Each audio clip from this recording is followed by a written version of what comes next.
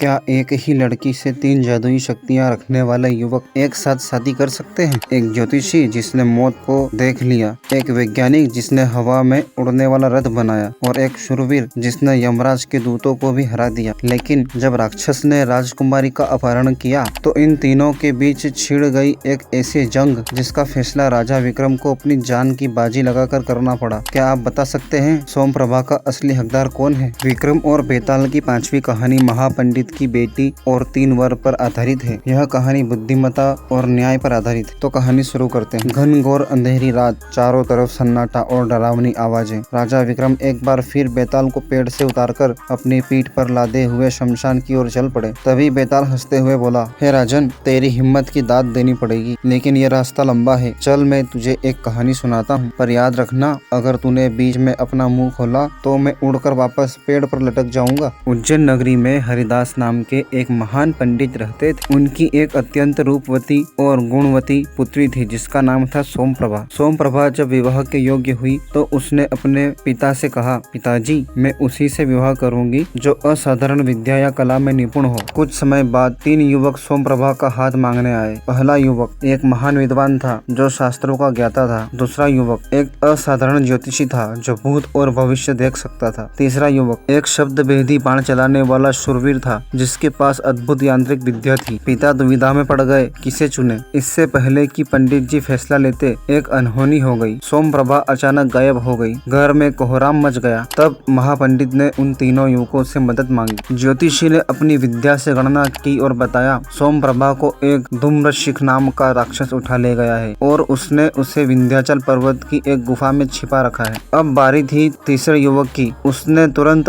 अपनी यांत्रिक कला से एक ऐसा रथ बनाया जो हवा में उड़ सकता था। वह तीनों को लेकर पलक झपकते ही विंध्याचल पहुंच गया। गुफा के बाहर राक्षस खड़ा था। वहां विद्वान युवक ने अपनी कूटनीति से राक्षस को भ्रमित किया और शूरवीर ने अपने अचूक बाणों से राक्षस का वध कर दिया। सोमप्रभा को सुरक्षित बचा लिया गया। जब वे वापस लौटे तो असली झगड़ा शुरू हुआ। ज्योतिषी कहता है, अगर मैं पता न लगाता वह कहाँ है किसी को पता न चलता, इसलिए वह मेरी है। शूरवीर कहता है, अगर मैं रथ न बनाता और राक्षस को न मारता तो तुम वहाँ पहुँचते ही कैसे, वह मेरी है।